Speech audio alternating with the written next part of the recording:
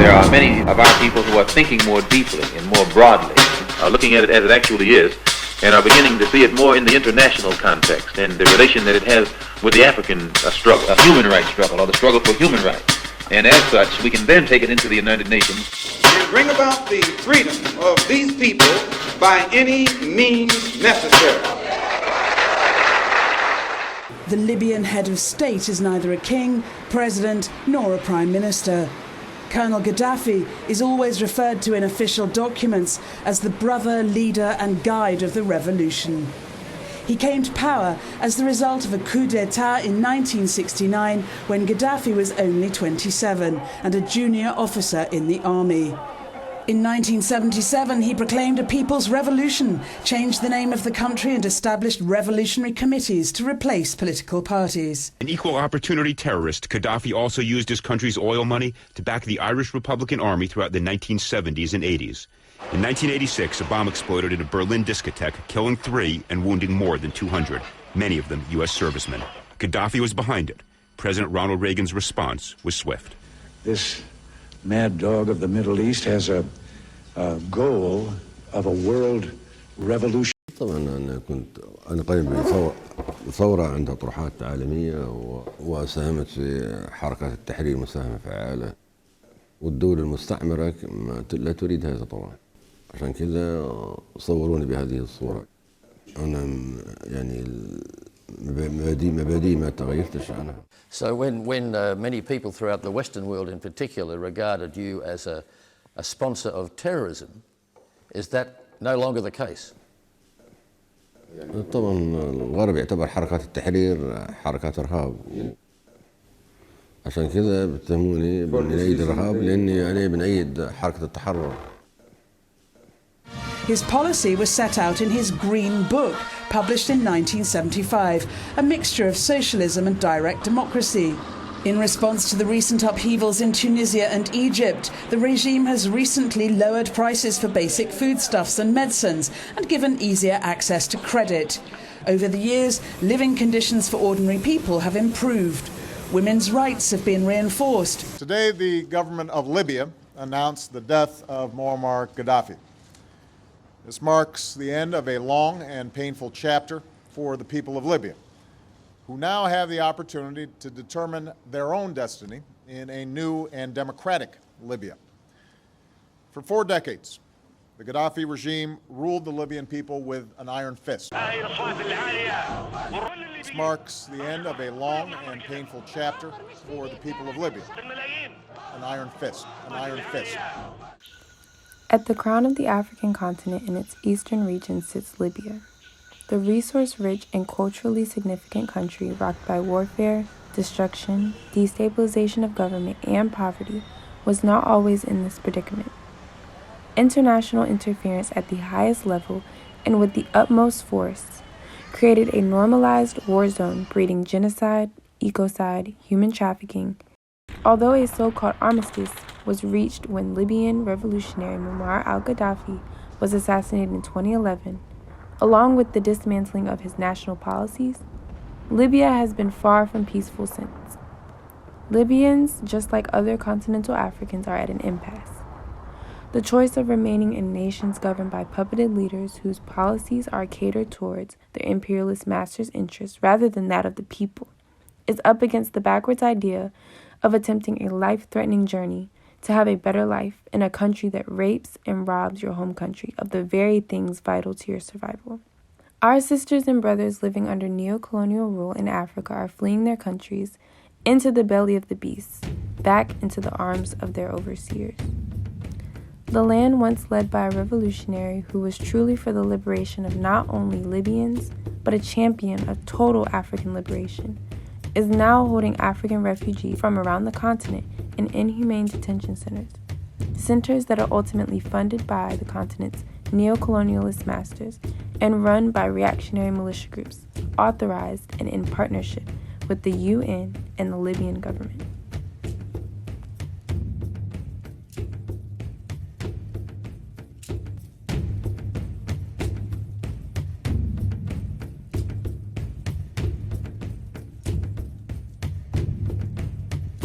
To fully understand what is going on in Libya today, one must analyze the country's colonial and neo-colonial history. As the scramble for Africa and the seizure of her terrains ensued and began to gain momentum in the late 1800s, European powers like Spain, Belgium, Great Britain, France, and Portugal wasted no time in seeing fit their imperialistic agendas. Britain and France would seize the largest parts of West Africa, as Portugal would occupy large parts of both the western and southern regions of the continent.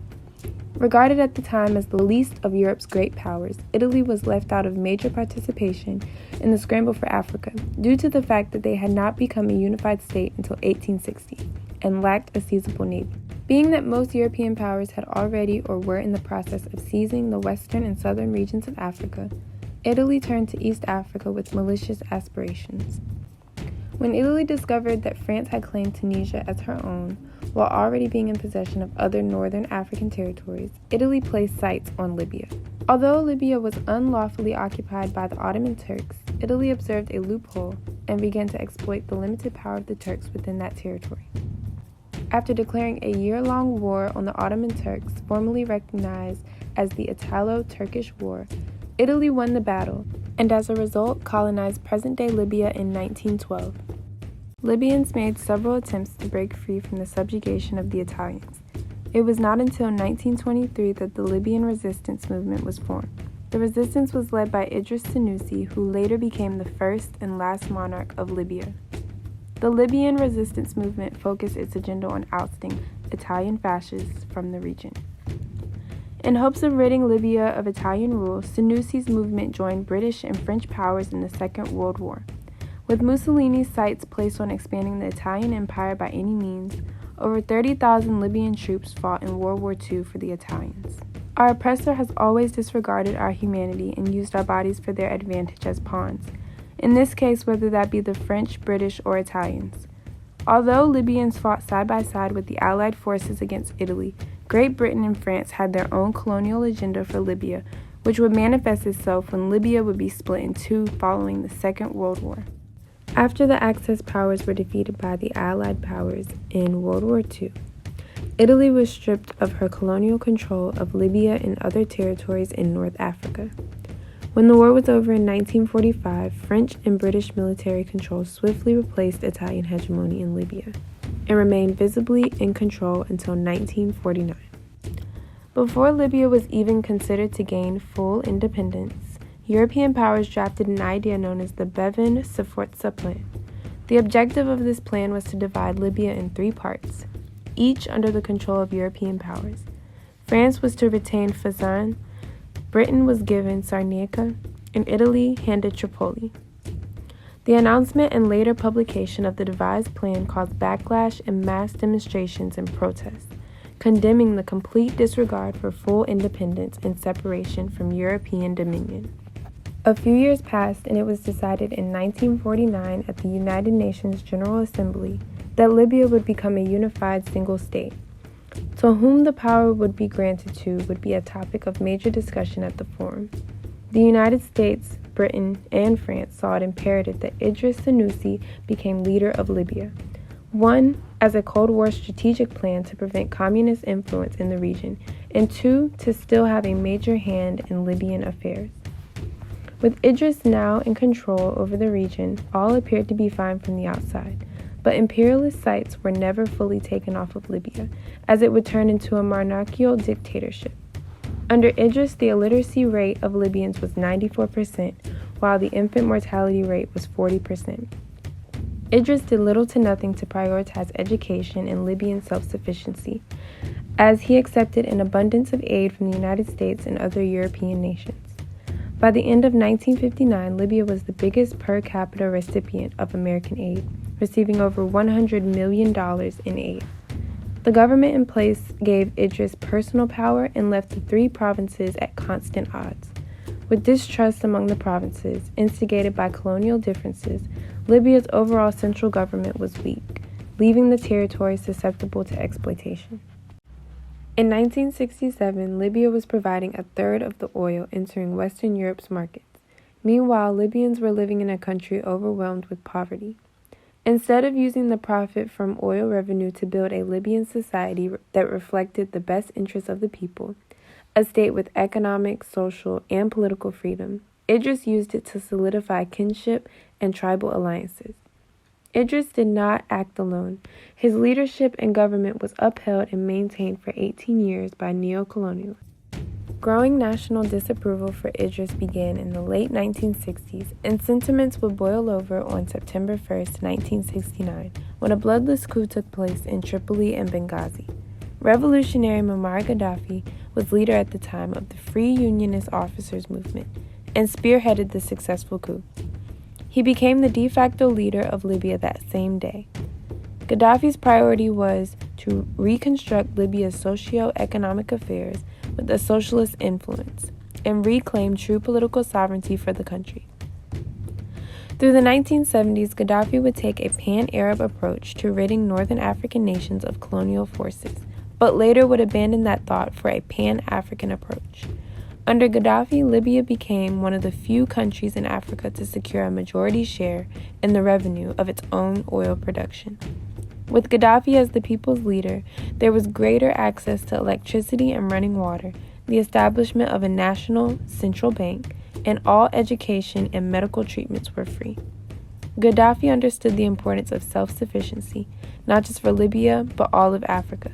He was a prominent supporter of a single African currency, African telecommunication systems, the increase of African nations investing in other African nations, and a united continental military. Gaddafi's vocal stance and active efforts on Pan-Africanism would earn him few friends and a lot more enemies both at home and abroad. The tactic of destroying the character of Gaddafi was deployed on an international scale throughout the late 1980s and into the early part of the 21st century. Promoting regime change in Libya was the number one priority of media outlets in the United States and Europe during this time. Through misinformation and propaganda, this objective was achieved. The United States and the EU wanted a Libya that was more in favor of their interests, more specifically their economic interests in Libyan oil and resources. Gaddafi put his money where his mouth was, as Libya would cover the membership costs of poorer African nations in the African Union. Often characterized as being very outspoken about unification throughout the continent at AU meetings, Gaddafi made it his mission to dispel Western interference and meddling from Africa. As we have come to understand, the African Union is not a revolutionary organization, working for the legitimate dismantling of neocolonialism in Africa. So it is no surprise that Gaddafi received little to no support from other African leaders when the dismantling process of Libya ensued. It was in late 2010 when efforts to remove Gaddafi from power began to take a more accelerated pace. Western media outlets began to capture and spread minority attitudes and feelings towards the government. They portrayed them as national reflections of how Libyans felt towards Gaddafi. First, small anti-government protests were captured, which it later was discovered were promoted by the United States. Then lies about the killings of Libyans led by Gaddafi were created. Libya's first civil war began strategically cultivated, but not domestically, prior to contrary belief.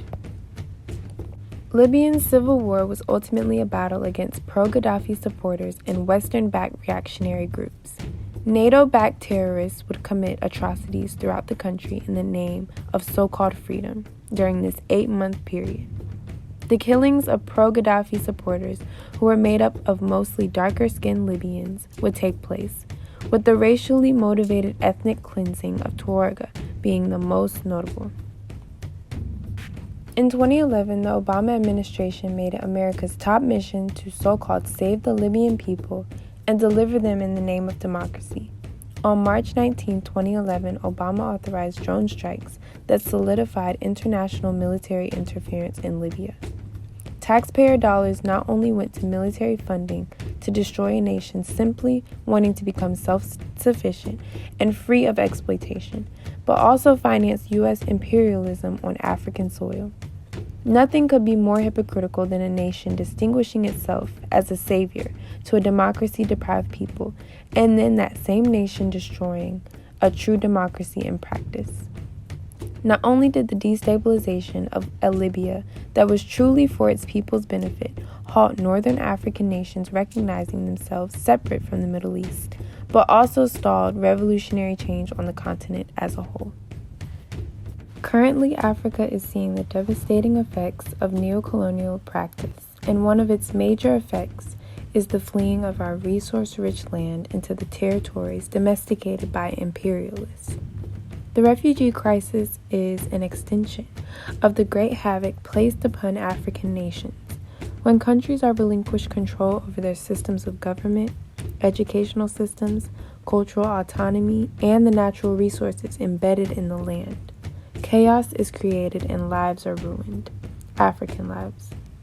Happening right now today, the Libyan Coast Guard is funded and trained by outside forces, by the EU, and it's considered a European proxy.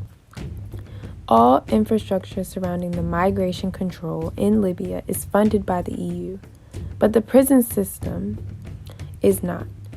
It is like this to look good on paper. Most of the detention centers are in northern Libya, and a large amount are in the capital city of Tripoli.